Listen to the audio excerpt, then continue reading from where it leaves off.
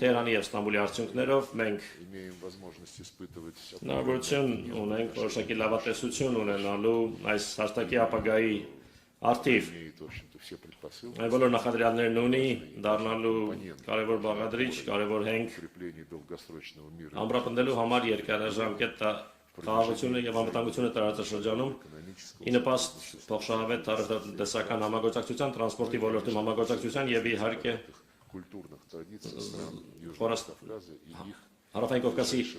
եւ Մերձակա հարևանների մշակութային խորը ավանդույթների վրա կառուցված համագործակցությունը։ Մենք խոսեցինք այն մասին, թե որտեղ կարող է երրորդ հանդիպումը անցկացվել 3+3 ձևաչափով։ Ես կարծում եմ, որ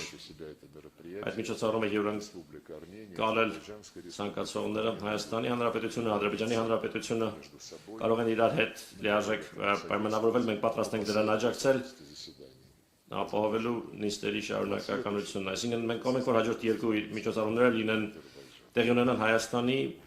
եւ Ադրբեջանի մայրաքաղաքներում հաջորդաբար։